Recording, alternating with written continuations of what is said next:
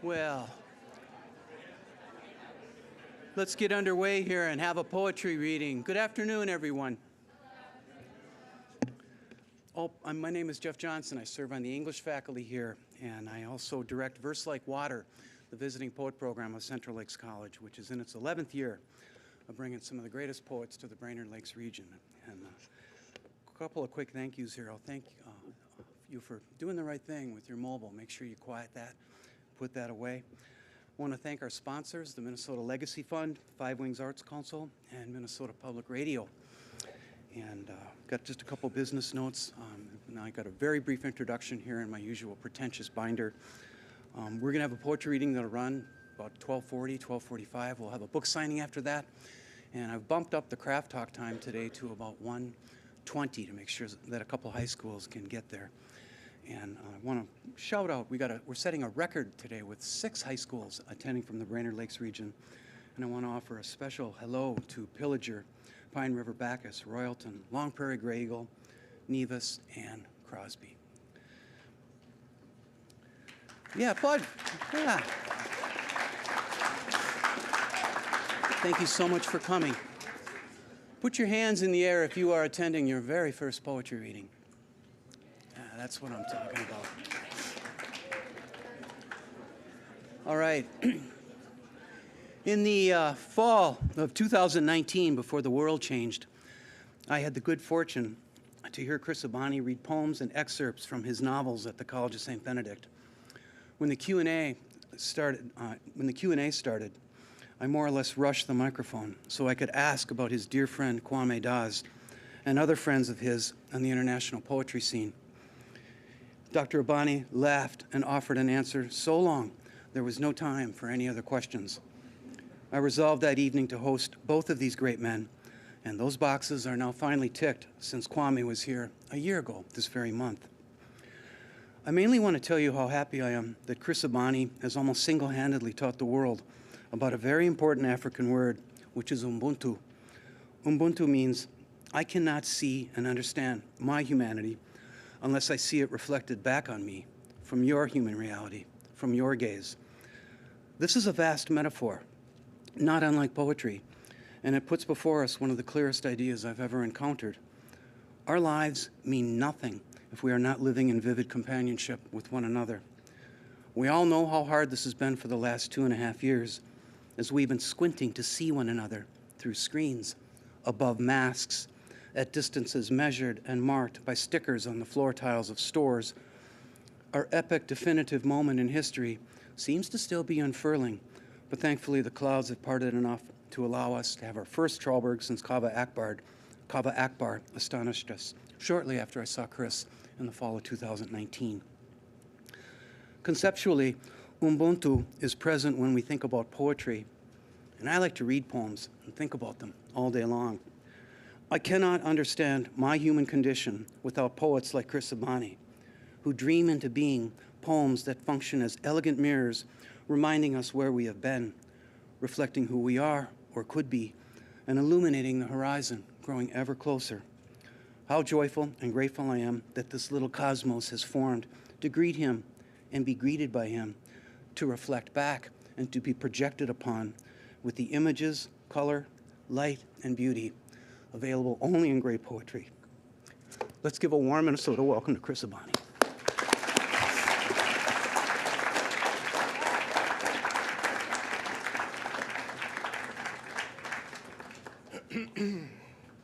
Hi, everyone. How you doing? Fantastic. It's cold, isn't it? But then you're used to it. You live here. Thank you, Jeff. That was a beautiful introduction. Thank you, everyone, for coming. So, poetry. So here's what I think we'll do. So my poetry can be difficult. I should tell you that now. But it's fun in a certain kind of way, you know? It's like those YouTube videos where the horse kicks a person and you laugh, but then you feel bad afterwards. So it's sort of an emotional thing that I work with. So I will read, because this is called Verse Like Water, I will see if I can remember a traditional Yoruba incantation for water, which I may try to open with.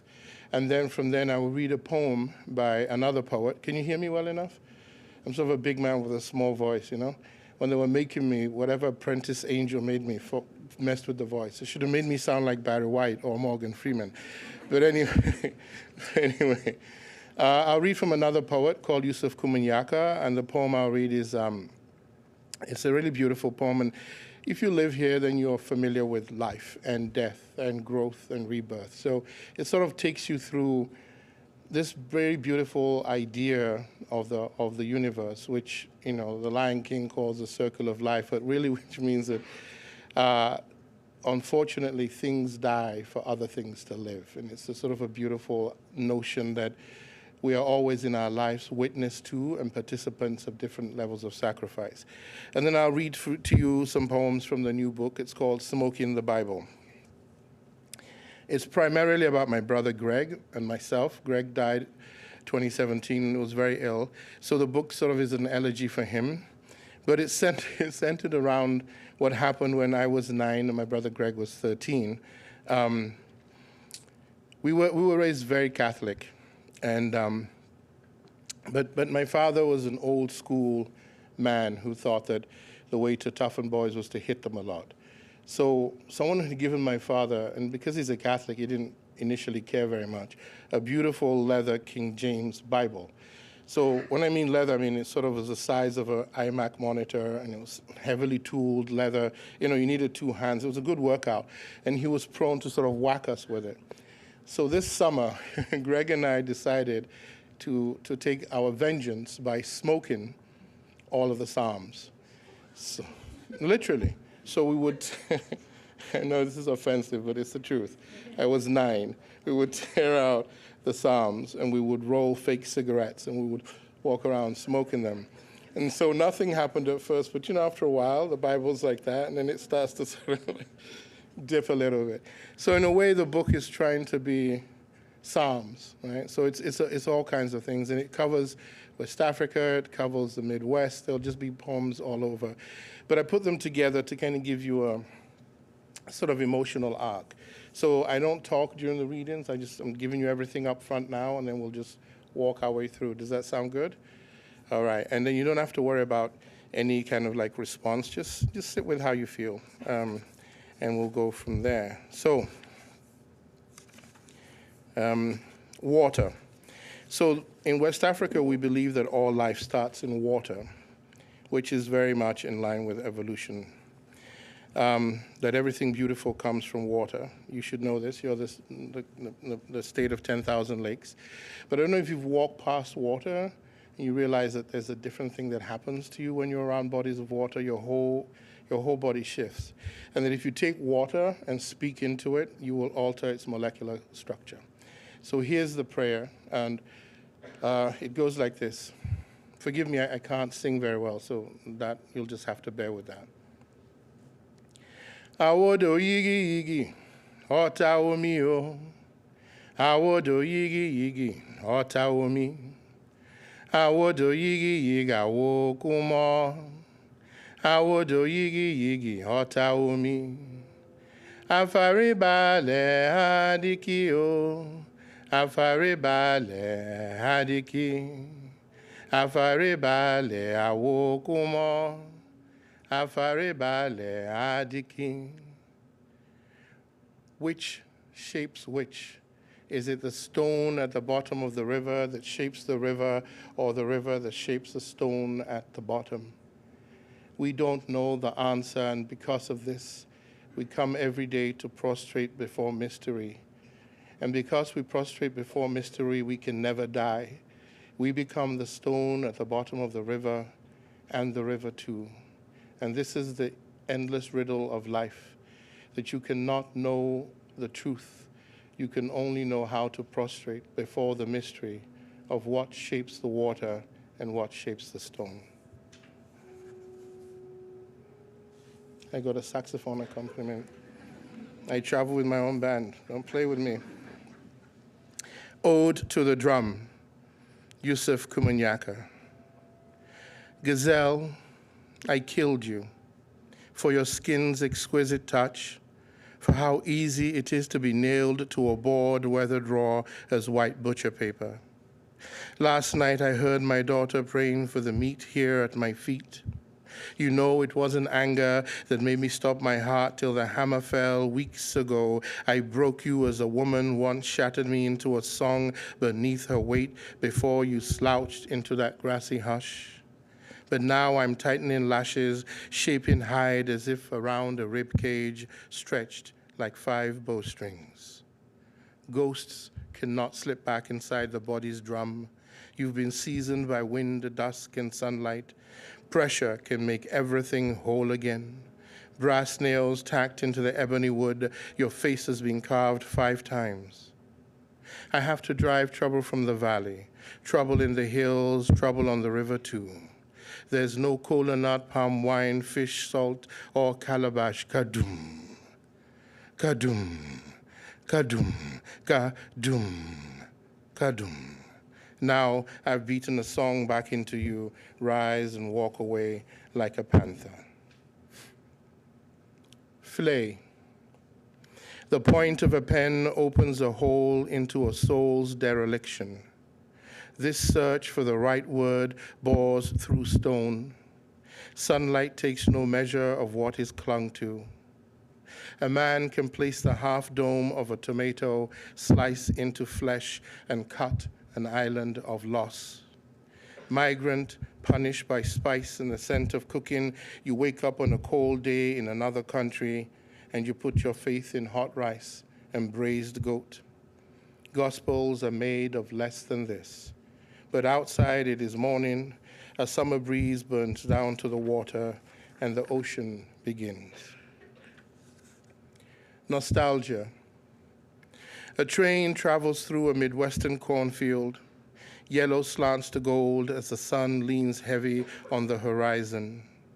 This meager harvest of memory and hope, the entropy of a coffee cup half spilling into a wash of half-truths, a very, very sweet decline.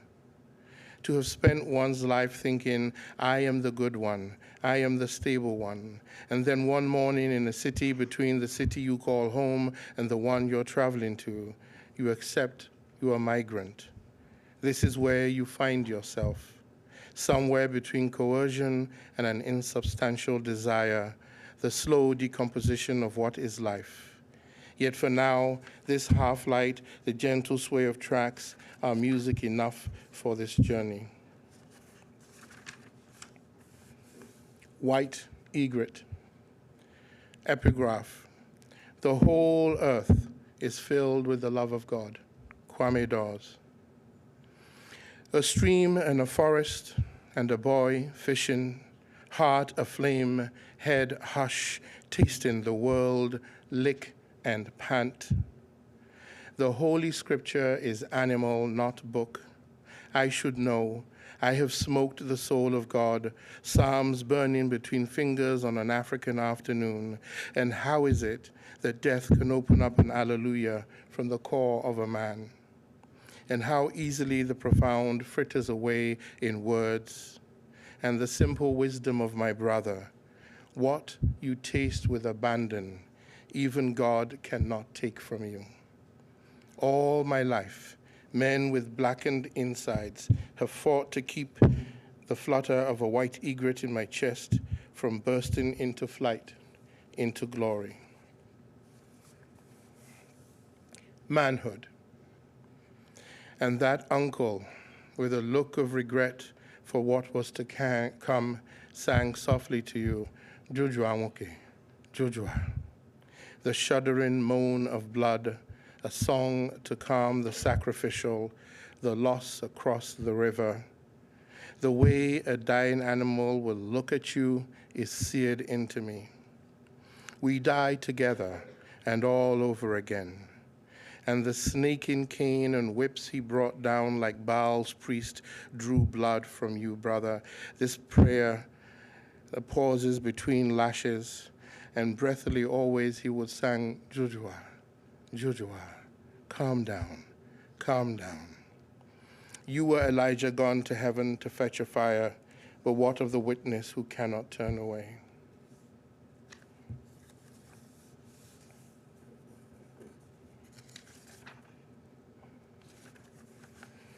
Ritual is journey. And suddenly it's raining, streaking train windows, and light becomes a particular flutter. What shadows let slip, tattoo patterns on skin, repairs with needle and ink, and the whisper of lineage. To be a man, to be black, to be a black man is a dangerous journey. My heart is a knot, Berlin staff, wisdom won blow by blow. Father, I say, Father, mercy, come. Brother, we share genes so old, England was still black and Africa was the only present tense in the world. And we unzip tracks in flashes of light. I seek an impossible dream, yet all rivers must flow to the ocean. All the doors white men closed in my father's face cannot compare to the void in which my mother found no doors. Mercy, come. This is no lament. Women deserve our awe. In Africa, we say, he who strikes a woman strikes a stone. And if women called out from all their loss and in all their power, blood would drown everything. And does that first black woman regret letting us all live? Still, ritual is journey, atonement is real. As you lay dying, I asked you, what is your biggest regret? Every kindness withheld, you said. Every flicker of pleasure denied, you said. Look, you said, sunlight. Lineage. Someone has always wanted my skin. For the ego, it was the genocide of the Ara. For the Ara, it was the devastation of the British.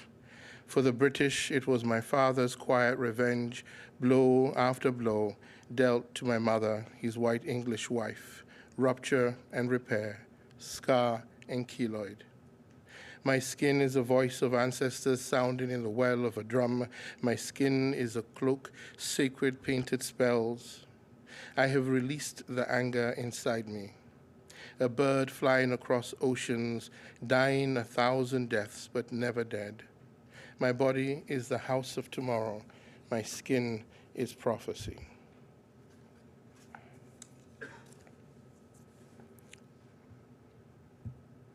Leather.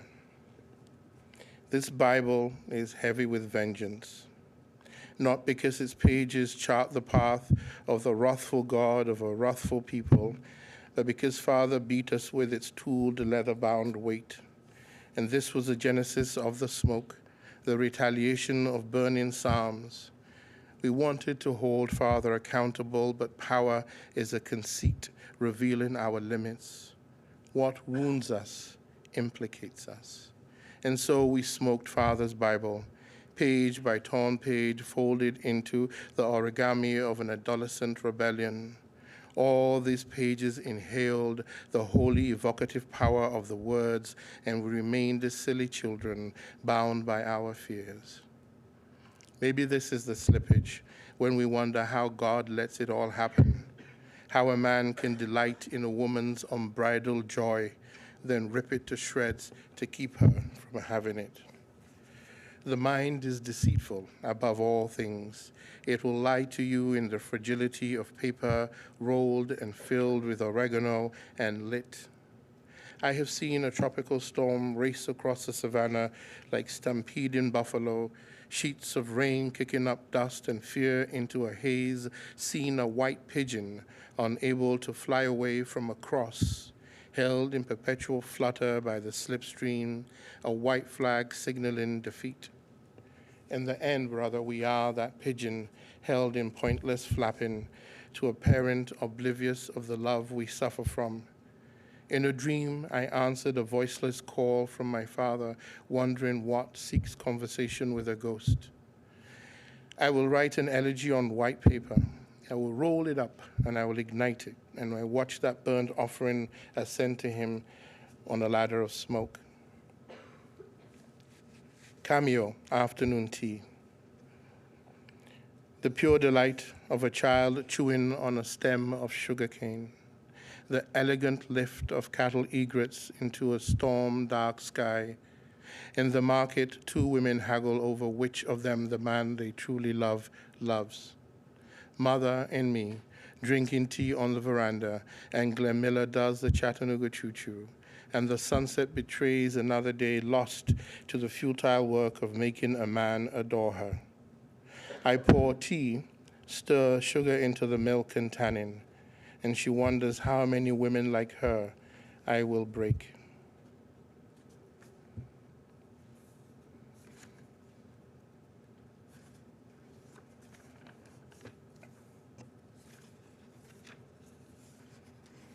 Two more poems. Ejima. Ejima is Igbo word for twin. Ejima, after David St. John. The way the Yoruba carve the likeness of a child when its twin dies. Carve a doll for the soul still journeying across a veil of light and shade. Dress it in a tunic of leather, cloth beads and cowries, a new birth, a new child, carried by the mother and fed with love and breast milk. Suckled next to the living twin, flesh to wood, blood to green, spirit to body. And when the soul knows better how to come and go, when the spirit is warmed from anger, slowly, over time, it sits by itself on the shrine, gathers cobwebs and dust and a gentle neglect. Until then, my brother, I carry a doll of you, a photograph of the child you were, close to my heart. And when you call in the dark, I answer, and I calm your soul and sing it to light. In time, you will join the album on my ancestral shrine and gather cobwebs and the dust from the dust, grow sticky and fat from palm oil and gin, and wear your gentle neglect with a hush. The calculus of faith. In the end, I realize every human body is a scripture. The first miracle was a mango, full and weighty with ripeness. The second miracle was an onion skin sheet of paper torn from a King James Bible filled with oregano and smoked. The third miracle was the smooth turquoise of my mother's fountain pen, the scrape of it, the insistent pull of it, and its nib across, the insistent pull of its nib, words generous, glorious, and alive. My fear is a hole I crawl into, a hollowed out log, a curve in a stump. But, if you listen, in this book I'm reading, it is raining. Thank you.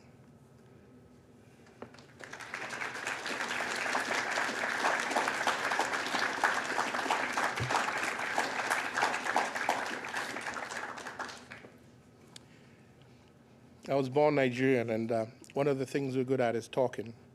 So I had to really time myself, so I hope that was okay. Questions, comments, arguments? If I may ask, I mean, as somebody with a younger brother who I'm pretty close with, we've come up with some iffy ideas. Whose idea was it to use the Bible? Did it just like pop in one of you guys' head and you both like, yeah, or did it take some convincing? Well, I was a younger brother. It was actually my idea. We had an idea to burn something. My elder brother tended to have a more drastic. He wanted to burn my dad's car. So I thought, let's do the Bible. But yeah, I became an altar boy at 5, and at 10, 11, went to seminary. I got to be a priest, Catholic priest, got kicked out, went back at 18, got kicked out. So I had always been drawn to religiosity, or particularly to ritual. So it seemed very apt to make these burnt offerings. So it was my idea. Plus, then I was legitimized in trying to smoke what wasn't a real cigarette, but then, you feel cool when you're 9 and you're puffing on a psalm by King David. Hope that answers the question. Thank you. You're welcome. Yes?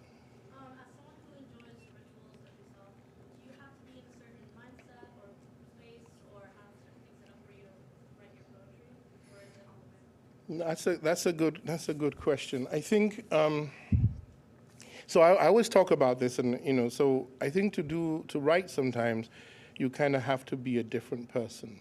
So because if you're the person you are in your real life, and you open the door to some very difficult things, then it just follows you all day and all night, and then so the trick is to find a way to separate who you are as a person from who you are as a writer, and ritual becomes useful in that way.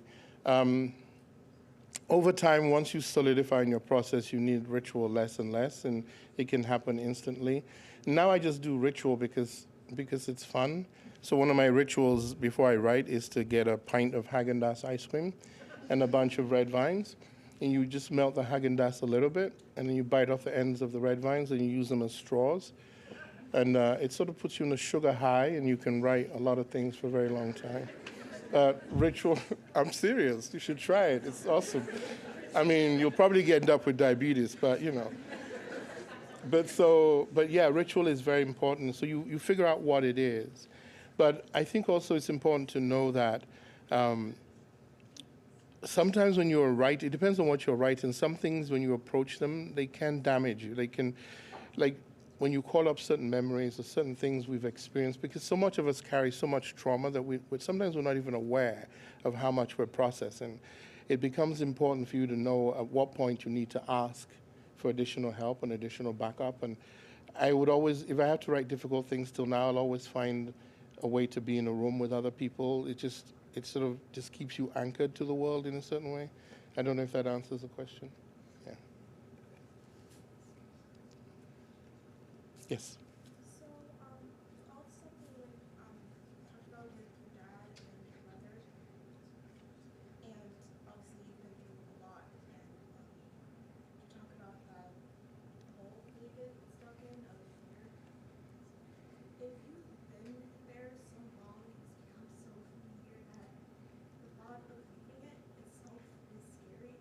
You know you're not supposed to stay there your entire life, but Mm-hmm. it becomes so natural that you can't get out. So how do you get out? That's a beautiful question. Did you hear the question? The question was, as someone myself who understands pain and difficulty and sometimes gets trapped in, think of it as a hole in a log, and what happens if you stay there too long and you're afraid to come out, but you know you need to come out. This is always the most difficult thing. And also, the beautiful, I use the word beauty in ways I think people find startling, because I think what is beautiful contains both what is pretty and what is ugly. Because something to be truly beautiful, it has to have the potential to transform. So here's what I would give you two answers. The first is a general answer, and the second I will make it a little bit more specific. If you know anything about Christianity, then you know about Jesus' crucifixion, yes? So you understand this idea that here is what you can think of as a creature of sublimeness, like a creature of divinity. And this creature has to subject itself to this journey, this very difficult journey. So the journey from when Pilate sort of condemns Jesus through the streets is absolute torture. In fact, if you've seen Game of Thrones, the shame scene, you have to imagine that Jesus was the first shame scene, right? He has to lug his own cross up there, and he's nailed to it, and he has all this power, but he can't use it, and then he has to die, and then he goes to hell for 3 days before he can resurrect. And so the mystery of all of that stuff is sort of an explanation for life, which is that we all have to go through the journey of the grotesque in order to attain grace, right? In order to be able to even claim the sublime. So here's the thing about hollowed out logs. Because the log is hollowed out, it's already rotten. That's the trick of it. Once you realize that the log itself, in order for it to be hollow, is already rotten, it's less of a coffin and more of a blanket. And if you can just make that quick switch, then you just start with your fingernail, scratching away at the top. You don't have to do anything more than that, and just let little pricks of light fall in. And when it doesn't burn the skin anymore, find a way to slide out. But when you're coming out, be sure you've asked for someone to be there just as Magdalene had to meet Jesus, be sure to ask for someone to be there so that when you come out of the log, you get an embrace. Does that help? In answer to your past question, you talked about drawing a distinction between yourself as a writer. Do you think that you've always kind of known that writing was something different out of here, or that's something that kind of developed as you grew up and kind of faced with perception? I think did you hear the question? The separation between yourself as a person and yourself as a writer. So I've always known, and I can probably tell that I'm not unfamiliar with darkness.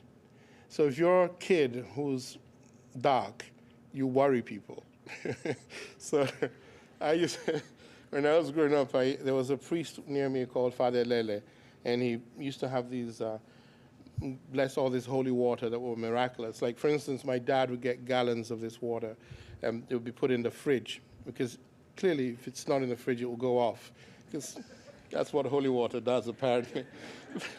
But my dad would take his heart medication with it.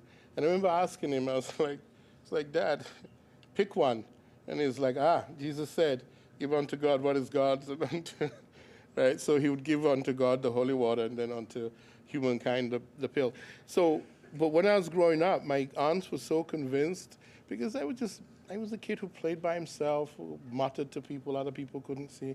Lots of exorcisms were performed on me with very fridge cold holy water in 100-degree hot summer temperatures, which meant when they flicked you, you flicked. And they were like, see, burning the demons out of him.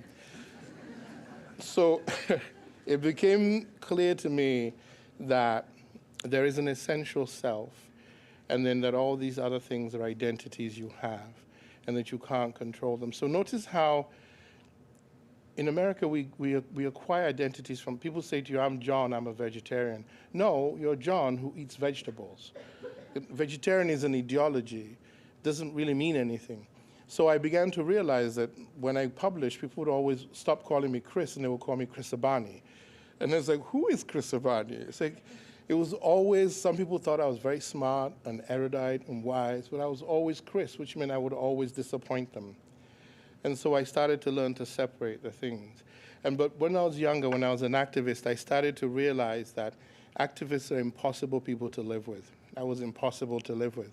You couldn't even order us coffee in Starbucks without like giving the barista a headache. Is this fair trade coffee? You'd like go into a whole meltdown over a cup of coffee. So over time, I started to learn to understand that who I am was more complex than whatever ideology I was servicing at the time. And that allows you to live, I think, a life. The hardest thing about grace is being able to receive grace, right? So to live a life where grace can enter you without you necessarily creating stories and blockages around you. So, but it also allows you to contend with very difficult things on paper that you don't necessarily. So when I first did a reading in LA, I had just come from Nigeria at the time. And I'd been out of political prison for a while, but that was the book that I had at the time. It was a book about being a political prisoner. And it's quite horrific. And so I think I turned to Barnes & Noble to do a reading, and they were thoroughly disappointed, because the guy said to me, "Are you sure you're Chris Abani? Because you look like a wrestler." So he thought I'd have like a turtleneck and like be disaffected and be sort of like, you know, like what's that guy in Twilight? Edward, the school shooter vampire. So well, that's what he is, right? I mean, am I spoiling your childhood here? The wolves are jocks, the vampires are chess club, and Edward is undecided. So but that's where it starts. You have to start to understand that if you can understand that you exist as a person, and that person can hold ideas and different agencies in the world, that allows that to expand and grow. And that allows you to live not necessarily agreeing with people, but not having disdain for people. So if you're a Democrat, You don't necessarily agree on the same fiscal policies as a Republican, but that doesn't make them a racist automatically or a bad person. So if you can't make the separation in yourself, you can't make it in other people, because that means you yourself are not accounting for all the potential light you hold and all the potential darkness. So I try to answer it on 6 levels. I hope I left you with one that resonates with the actual intent of your question. Yes. Well, then with that, I'm hoping that you can maybe, because you just talked about identities and being able to separate identities. And your father's Nigerian, your mother's English, and then you are you. So can you talk a little bit about reconciling your multiple identities and how that emerges over time or through lifestyle experiences? Identity is always an ideology. There are no white people. There's whiteness. There are Scottish Americans. There are here it's probably Polish and lots of Germans. In fact, I heard a funny story yesterday, how during the Second World War, the German Wisconsins were standing in front of their Catholic church with shotguns to keep the Poles from. It's like, really, you're fighting the Second World War in Minnesota? That's so fascinating. But anyway, this is to say that, but you trade things. So because whiteness can hold a category of skin, people gave up individual identities to become white, and that afforded them certain privileges in the world. That's just a fact. But then what is never accounted for is the sorrow of giving up the other parts of you, right? So when Obama spoke around that whole Reverend Wright thing, when he was talking about this idea that this is why if you compassion fatigue can happen sometimes if you're white and then you're always sort of like accounting for things that you may feel you're not directly responsible for. The easiest way to understand that is simply that that's the cost of whiteness. That's all it is. In other words, white farmers got privileges that black farmers did. It's just economic facts. It's not about white people or black people. It's about systems. Just like if you have good credit, and if you have bad credit like me, the world is very unfair, right? I have friends who have great credit and they pay 2% interest on their car, and then when I get a figure, I'm like, damn, really? So these are just facts in the world. If you live them as identities, then they become ideologies. And the problem with an ideology is it's a complete worldview. It's finished. Does that make sense? There's no room for growth. So what you actually have are personas, not identities. And you occupy different personas for different functioning in the world. And if you understand this, then you tend to become a little better at knowing where to say what to whom, right? There are things you will not say to your parents wisely, you will say to your best friends, right? And if you're like me and you have different friends, you dread the day all your friends will get together because different friends know different things about you. And like, you're sort of like, you know, when I was a rocket scientist, for instance, there are friends of mine are like, really? He was a rocket scientist? So this is the struggle for most people. I don't have that struggle. Part of it is a privilege in itself. My father was Igbo, which is an ethnicity. So when I was growing up in Nigeria, I grew up in a power structure that was entirely racialized as black. Global racism existed, but on a further scale. And so the ethnicity became the thing. Within the particular family, I'm the 4th son. The 4th son is the son of ritual. So I was from an early age, that's why my mother was so happy I was going, you know, my father as well, I was going to be a priest, because my mom thought if I became a priest, sure, she was going to heaven. When I got kicked out, this was a crisis for my mother. She would look at me every day and be like, why are you like this? So that meant I got to be raised in a very traditional worldview with older people that even my siblings didn't have. So in a way, it's not just that my father is English and my mother is Nigerian, it's that I am particularly Afikpo Igbo in that way that is so particular, but then fully English in the other way. And then if you grow up in an interracial family, like I did in the 70s, there's Scottish parts of my family who, they were not polite. I would be playing with my cousin, and he would call me the N-word when I was 7, and his aunt would come up and be like, Stuart, what have I told you about calling the N-words to their faces, right? So the problem wasn't you calling me an N-word, you called it to my face, right? So when you learn, and yet these people love you, they will take a bullet for you, And this is the complication of life, that it's never as simple as we want it to be. So the simpler you make your identities, the more neurotic you will be. The more complexity you allow your own identity, the more complexity you can negotiate in the world. Does that make sense? And that doesn't mean letting people off hooks or anything, but it also means that you can understand where a person's history stops and they become a person. Does that make sense? Just like all men are inherently sexist. It's impossible not to be because we live in power. But I hope I'm not a misogynist. So that's where my masculinity stops and Chris begins. Does that make sense? And the fact that you're aware that you are always walking through the world with a certain kind of sexist privilege, then it means you're already at your best trying to mitigate it. You can't ask anything more from a person that they struggle with what they carry. That's the whole story of redemption. If they're not struggling, that's a different matter. So I try to I'm lazy, so I don't want unnecessary struggle. Does that answer the question? I'll take you first, and I'll come here.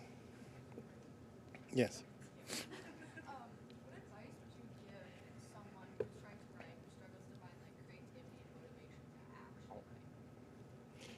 actually write? What advice would I give someone who wants to write, but who struggles with creativity to write? So I think that's the wrong question. No, I think it is, because I think if you want to write, you're already creative, right? The impulse is the thing itself, right? So I think that what you're struggling with is the idea of whether you can be good or not. And the only way to find that out is to fail multiple times. We were just at dinner yesterday with Jeff's lovely family, and we were talking about oil painting. And I had tried to be a painter, and I was sort of talking about the impossibility, because every time I painted with oil, it would get muddy. And I remember saying that the life that I have now is possible because of all the ways I've failed. So I would say that really what your concern is a beautiful concern, which is what I have good enough, strong enough, and how best to enhance it. And the only way to do that is to step off the edge of the cliff and do it. And just looking at the way you're dressed, my suspicion is you're pretty good at it. I'm just being honest. You have an unusual eye. I hope that answers the question. So your negotiation is not so much with not being creative. Your negotiation is more with the confidence to allow that creativity to bumble its way out. And everybody has to learn Twinkle, Twinkle, Little Star on the violin before they can play amazingly. So that's all. I think that may be what you're concerned, and I don't think you should be concerned about that, because the only way to learn a language is to say the wrong words until you get them right. I hope that helps. Right. Oh, okay. First, I want to say that I'm just like infatuated with your energy. You are an amazing, just human being. But Thank you. my question has to do. So you talked about how you grew up just always being like infatuated with like religion and stuff like that. So my question is, has it always that infatuation always been there for poetry too? And as someone, I love to write and I love everything language, everything poetry, because it just like helps my soul. But I've never felt like in place in any type of religion situation. I've never been able to like have that work for me to like heal me. So how has it just been natural for you for those things to like coincide together, or you make that happen for yourself? If that makes sense. No, it's a beautiful multi-layered question, and I love how easy all the questions are today. That's a joke.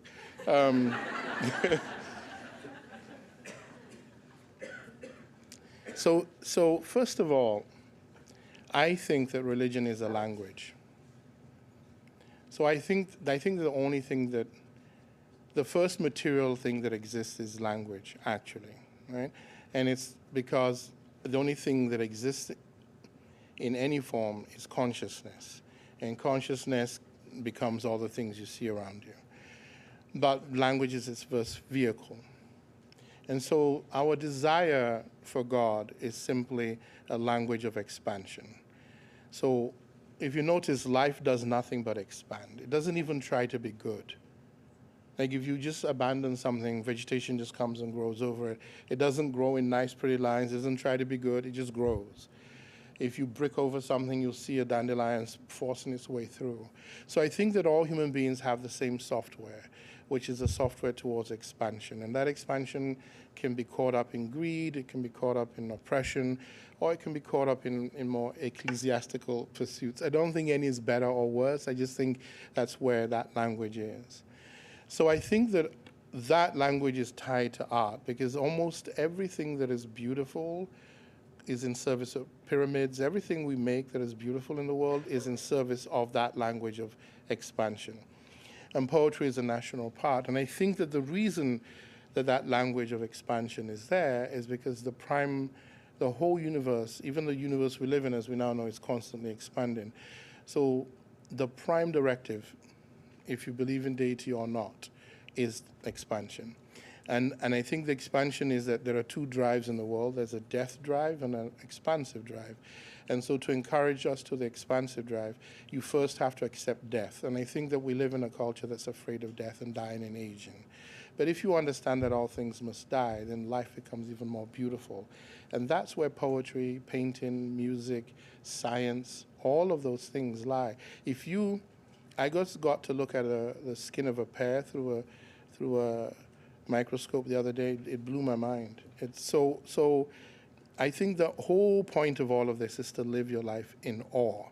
And this is what awe means. It means to fall to your feet in front of something bigger than you, just like a mountain or a lake. There's also dread, right? Awe has a bit of dread. That's what they call the fear of God, if you believe in that stuff. But it has to leave you a little unsettled. And then there is this whole idea of vertigo, right? You lose yourself. Those three things are very important to protect. And so I've always protected that. And in spite of the things that have been presented to me as alternatives, I've refused to relinquish that. And I just don't engage in needless debates with myself about things that I just know are not useful. Right? So usefulness is the guide to everything. So that's what drives me and has always driven me. I hope that answers the question. Okay, one more. I'm going to be fair and take two more. This one and that one there. Because both hands came up simultaneously. Okay, so this is a question about just kind of poetry in general. 'Cause the reason why I personally love it so much is that it's so universal. Because when anybody reads it, depending on what they've gone through or what their current mental state is, the meaning of the poem can change drastically. Yes. Which is why I think it's such a universal way of writing. But as a poet, and you have a way that you want it to be interpreted because that's how you yourself wanted it to be seen, and if somebody reads it different and interprets it as a different way, does that ever make you frustrated, or are you just happy that as a writer they can still find a way to find solace in what you find? This is a good, tough question. I'm going to hold that and see what that question is and see if I can answer them together. So I write poetry as well, but like I'm curious as to like how you were able to like find it within yourself that Find. find it within yourself that that's what you wanted to do. Good. So did you hear the questions? The last question was, as a poet, is it them, they, her? How do you identify? I was about to say herself. Oh, her. I'm just trying to calibrate because I don't know you. The question was, as a poet herself, she wanted to know how I find the drive within myself. And over here, the question is about interpretation, which we just did.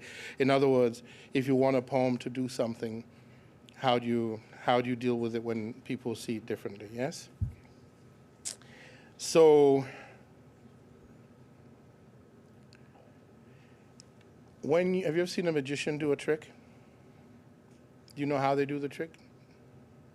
If you watch that certain show where Right, yeah, but assuming you didn't watch that certain show. You just saw David Blaine do something in the street. It doesn't matter. David Blaine is probably thinking at that moment, oh, they missed the whole point of the magic trick. But on your side, would you feel like, oh my God, I can't believe you did that? Yes. So these are the two parts you're struggling with. There's the reader and then there's the writer. So what the writer tries to do is to create a vehicle that can hold as many interpretations as possible without necessarily relinquishing their own. Does that make sense? And so the more you can make that happen, the more it will hold. So, and I was talking just when we were having lunch earlier, and I mentioned this poem by Hafiz. Hafiz was a Sufi poet, and it's a short, beautiful poem. But the Sufis, short, quick history, though now it exists within Islam, were not Islamic. They were Zoroastrian, so their view of the world was God as a beloved, tangible force. And for Islam, God is more abstract because the concern is about idol worship, right? So they were being persecuted. And Hafiz has this beautiful poem called The Sky in Which We Live. It's very short. The sky in which we live is no place to lose your wings. So love, love, love. Everybody in LA who owns a yoga mat and a Lululemon outfit has that poem. Some of them have it tattooed on their bodies. You don't know what it means. This was a call to arms. This was like a Black Lives Matter call at the time. In spite of the persecution, choose to love God with your body. And it survives 900 years later for people to care enough about it to put on their body. Now, meanings, interpretations shift, but what doesn't shift is this clarion call inside to do the thing that is life and soul affirming in the poem. So what I would ask is for you to get to a point which, as a writer or as a teacher, I would say your poem has achieved a resonance, which means it has the most affirming, and I don't mean easy affirmations. It can be a poem about death, right? But it has the most capacity, and then make peace with the fact that you have just cast a powerful spell, and when it's like a virus, it will go into the world and it will mutate and become whatever people want it to become. And I think that's a bigger reward. And I think that's connected to your question, because then that is what drives you to make things. The idea that you are always trying to reduce the gap between understanding and between people, that you are trying to make beauty into the world. Most of us who started writing very young, there are two kinds of nerds, right? There's a skinny nerd and a not so skinny nerd, and I was a not so skinny nerd. So a lot of the desire to write for me when I was a kid was sort of seeing people light up, right? When I couldn't light up on a football field, but people lit up when they heard my work. So I think that really the drive to cook good food, to make good art, to write poems, is this need to show the beautiful thing you are in the world. And if you make that the drive, the thing you make will make other people see the beautiful thing in the world that they are, and that will sustain you. I hope that answers your question. Thank you very much.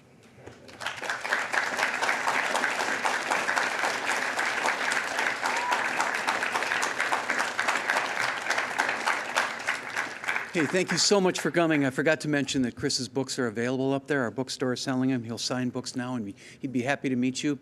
We'll see you here. Verse Like Water presents Hmong poet Mai Der Vang here on February 24th. Thank you for coming.